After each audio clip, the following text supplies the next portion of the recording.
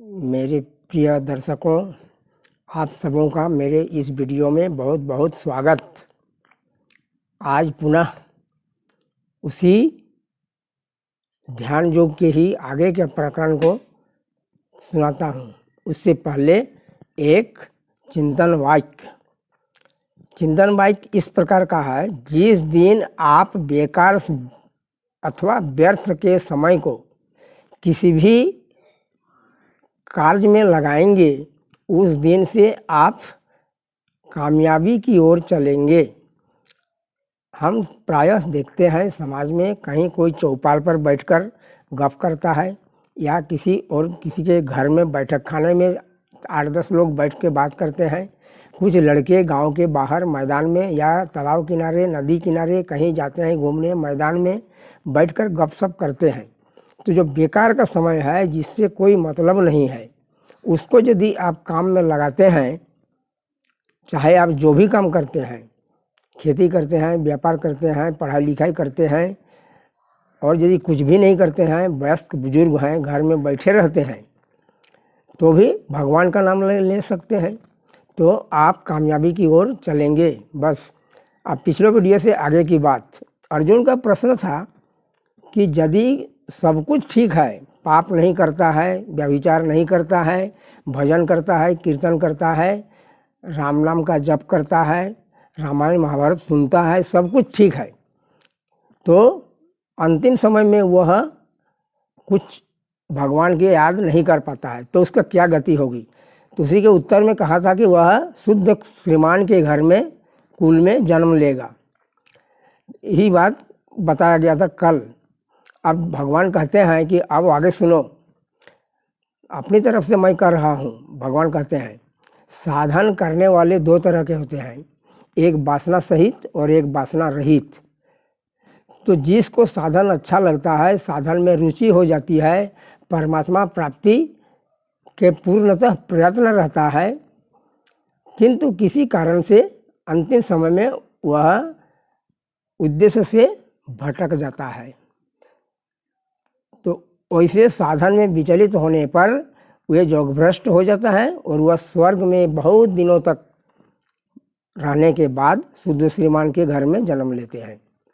और दूसरा साधक जिसके भीतर वासना नहीं है, तीव्र वैराग्य है और सोचते हैं वह साधन में अच्छी तरह से भगवान को बारे में, किंतु पूर्णता प्राप्त नहीं हुई है और किसी विशेष कारण से योगभ्रष्ट हो जाता है, तो उसे स्वर्ग में जाना नहीं पड़ता, बल्कि वह सीधे श्रीमान के कुल में जन्म लेता है, जहाँ उसको अच्छा वातावरण मिलता है और वह बाकी शेष काम करता है। भगवान का कहने का मतलब है कि जो कोई किसी भी जन्म में कुछ भी प्राप्त करता है, वह मिटता नहीं है, वह जहाँ तक याद किया रहता है उसके बाद और आगे की ओर बढ़ता है।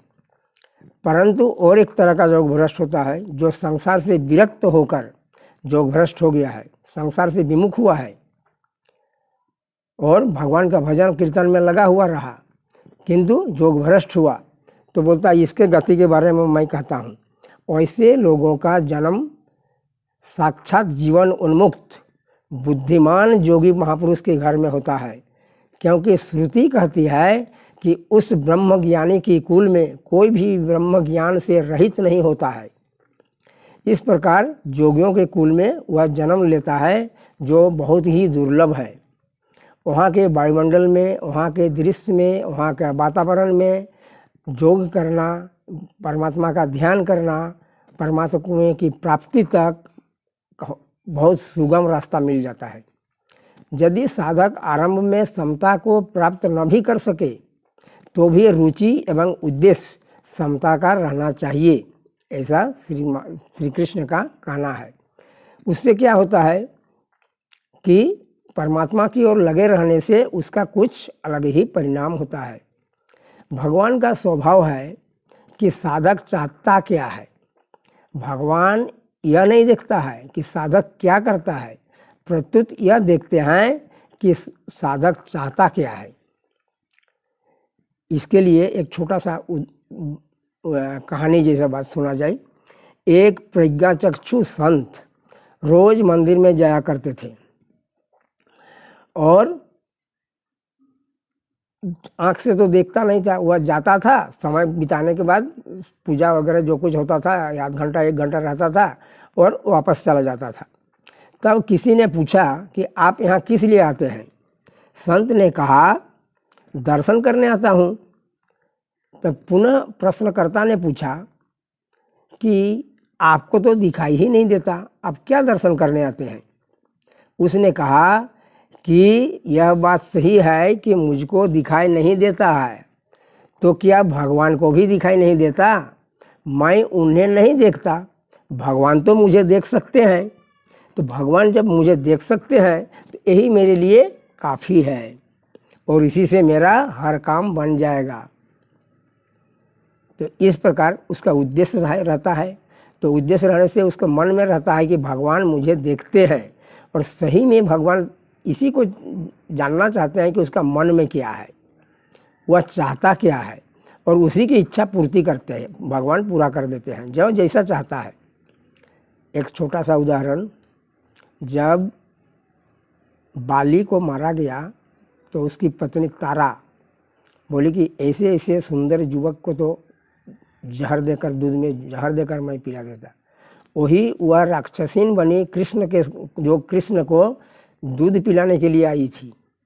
भगवान ने कहा कि उसको ही बना दिया, लो तुम दूध ही पिलाओ, मुझे जहर वाला दूध पिला दो।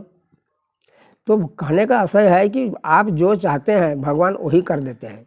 यदि आपकी इच्छा है कि मुझे भगवान मिले तो भगवान मिल जाएगा, लेकिन उसके लिए प्रयत्न करना होगा। अब आगे सुनिए। श्रीमान के घर जाना जन्म लेने के बाद जोगभ्रष्ट परमात्मा की तरफ खींचता है। फिर उसका लगन, तत्परता, उत्साह दिनों दिन बढ़ता है। अगर वह प्रयत्नपूर्वक भोगों का त्याग करे और परमात्मा प्राप्ति की ओर लगा ही रहे तो उसे अवश्य सफलता मिलेगी, उसे परमात्मा को प्राप्त कर लेगा। उसके प्रयत्न में से उसको किसी भी प्रकार का पाप उसमें नहीं रहेगा, उसका सब पाप नष्ट हो जाएगा और वह जन्म संसिद्धि कहलाएगा और अंत में आत्यंतिक सुख को प्राप्त कर लेगा, जिसे मैंने कल का वीडियो में कहा था। आत्यंतिक सुख कि उसके पास और कोई दुख नहीं पहुंचेगा, दुख आ ही नहीं सकता है, वह हर चीज़ को सुख ही अनुभव करेगा। किंतु इसमें प्रयत्न चाहिए, प्रयास चाहिए, उत्साह चाहिए, इच्छा चाहिए, तभी जाकर यह संभव है। असंभव कुछ भी नहीं है। और वह इस लोक से ही नहीं सभी लोकों से आगे पहुंच जाएगा। इसलिए मेरे प्यारे सभी सुनने वालों को से मेरा निवेदन है कि आप समता का उद्देश्य रख करके काम करते रहिए।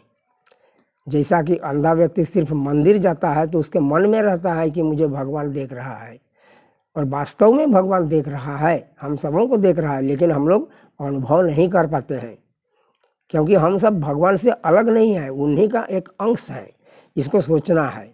सांसारिक कारणों से हम पूर्णतः चीज़ों को नहीं समझ पाते हैं। बस आज का वीडियो का मैं इतना ही। धन्यवाद। वीडियो अच्छा लगने पर इसे लाइक करेंगे। यदि अब तक यदि आप इसे शेयर नहीं कर रहे हैं तो शेयर कर देंगे। बस धन्यवाद।